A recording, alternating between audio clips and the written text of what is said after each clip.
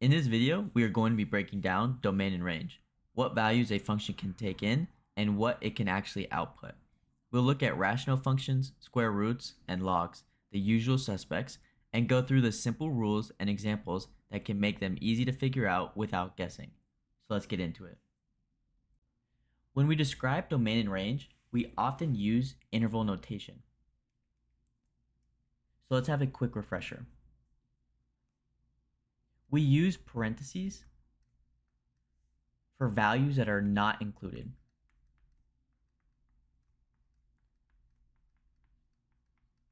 We use brackets for values that are included.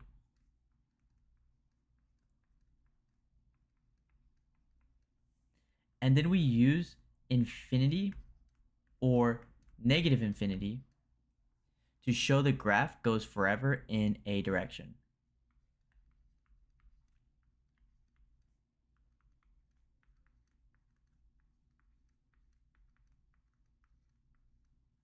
So let's do a couple examples. Let's say we have x is greater than 2. To express this in interval notation, we will use parenthesis 2, comma, infinity, parenthesis. We never include infinity. Another example is x is greater than or equal to negative 3. Since this is greater than or equal to, we are going to use a bracket as we are including negative 3, comma, then infinity, then parenthesis, since we do not include infinity. Now, let's say we have x does not equal 1. To express this in interval notation, we are going to come from negative infinity, comma, stop at 1 and we don't include 1, then union, we're not including 1, comma, then we're going to infinity, parenthesis. That is how you express that in interval notation. The union symbol connects two intervals if there's a gap in the domain or range. So let's get into it. So what is the domain? The domain of a function is the set of all input values, which are the x values that you are allowed to plug into the function.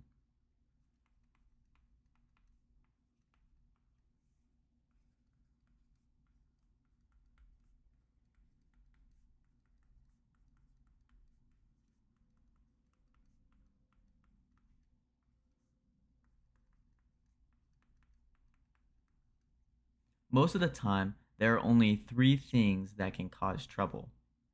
1, division by 0.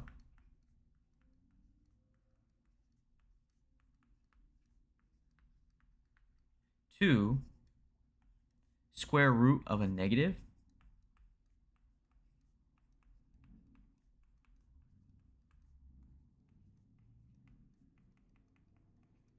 And 3, the log of 0 or a negative. Most of the time, this is all we need to worry about when determining the domain of a function. So let's do some examples of each. You can divide any number by another number except for 0. If the denominator of a function ever becomes 0, the function becomes undefined at that point. So here's the rule. If the function has a denominator, set it not equal to 0 and exclude those values from the domain. So let's go through some specific examples.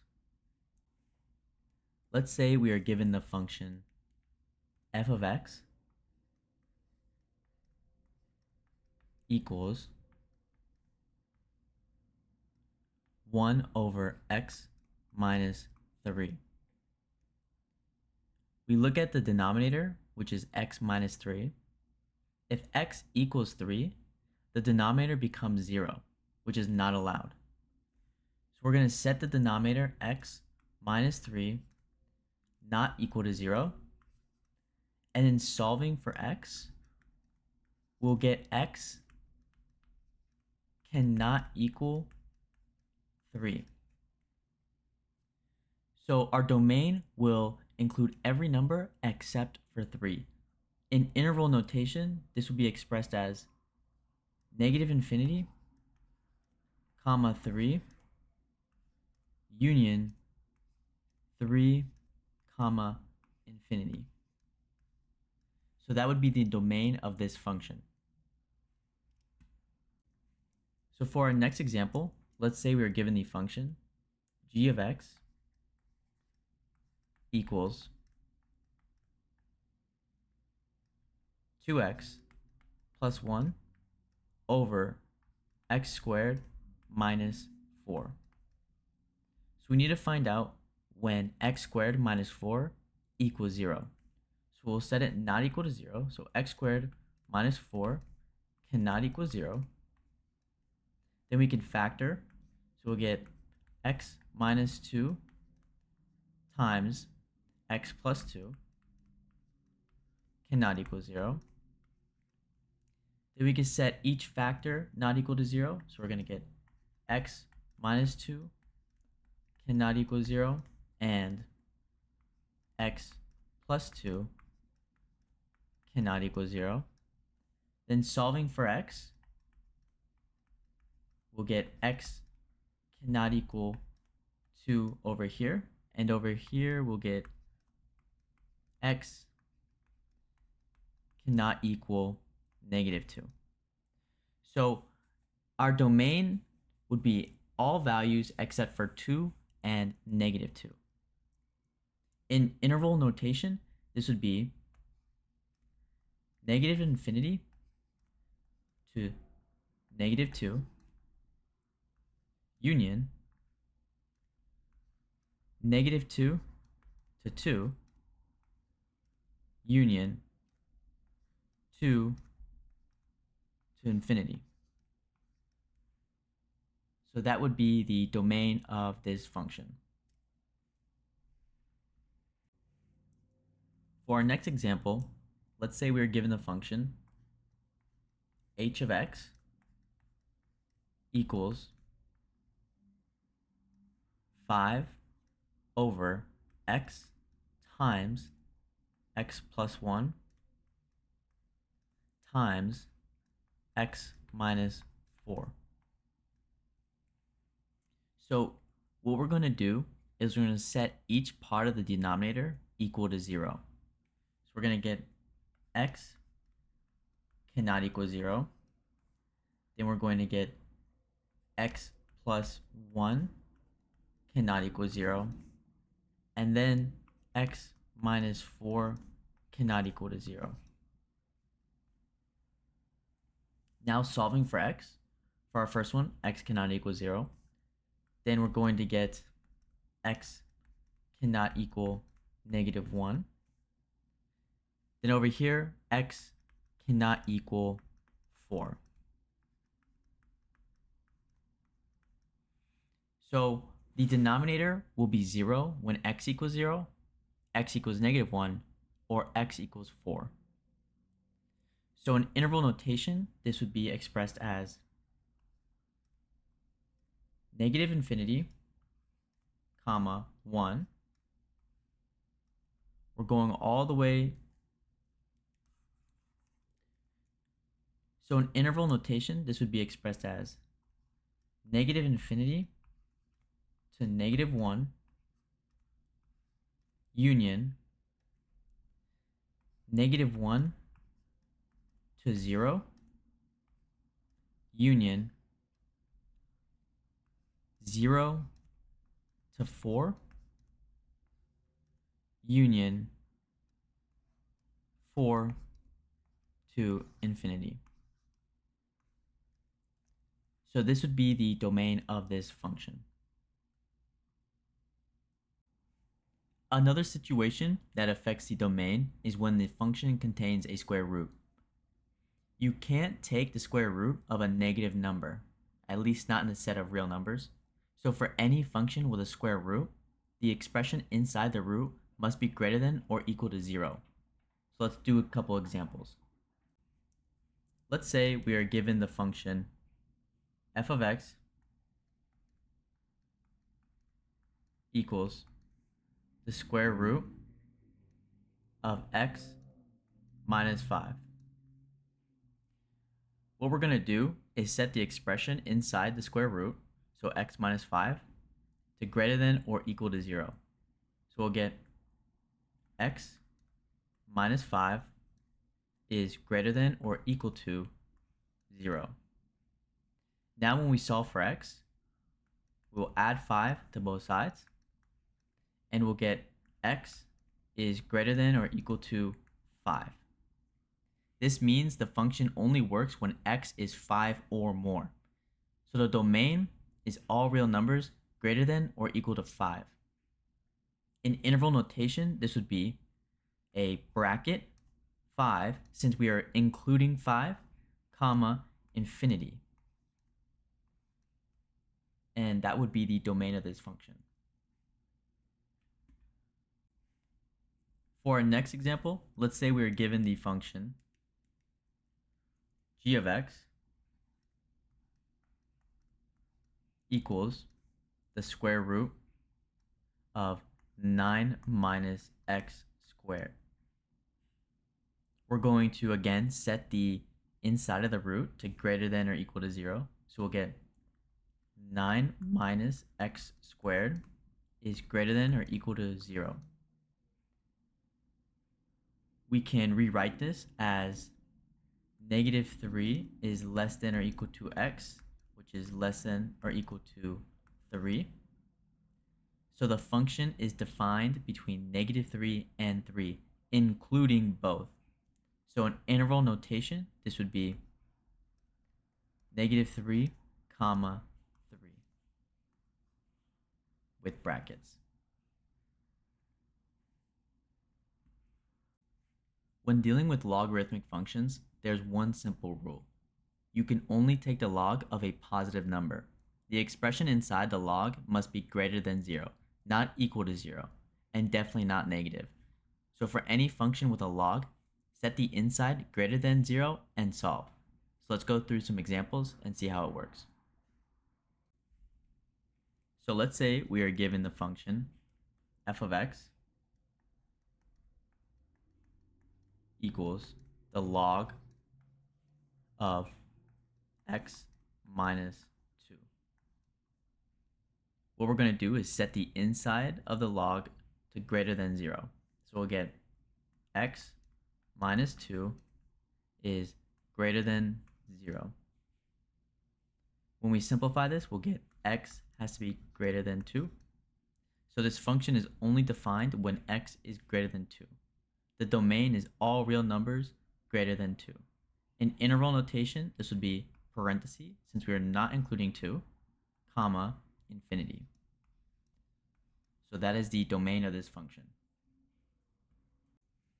For our next example, let's say we are given g of x equals the log of 5x plus 10. We're going to set the inside of the log to greater than 0. So we'll get 5x plus 10 is greater than 0. Then solving for x, we'll get x has to be greater than negative 2. So the function is defined for all x greater than negative 2. The domain in interval notation would be parentheses, negative 2, since we are not including, and infinity, parentheses. So now let's talk about range. The range is the set of all possible outputs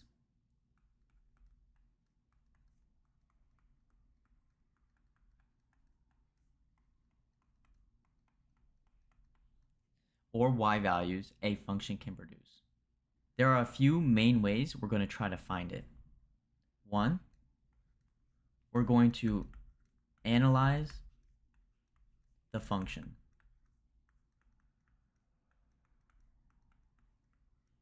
Two, we are going to use algebra and solve for y in terms of x. And three, we can simply just look at the graph.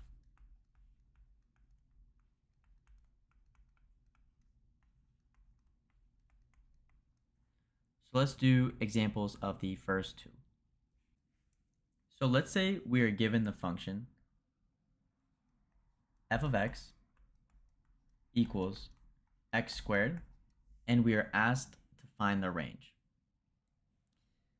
F of x equals x squared is a parabola that opens upwards. So if we graphed it, it would look something like this.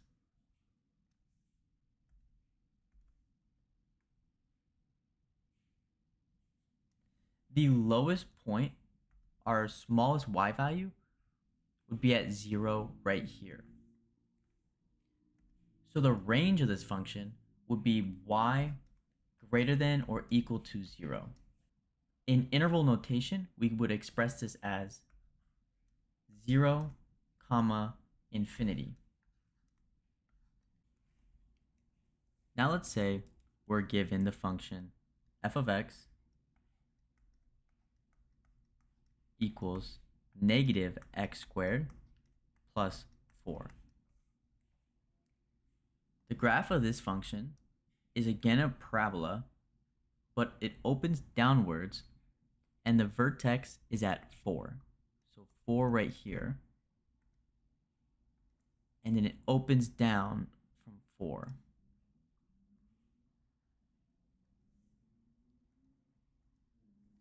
So our y values would peak at 4. So the range would be y is less than or equal to 4.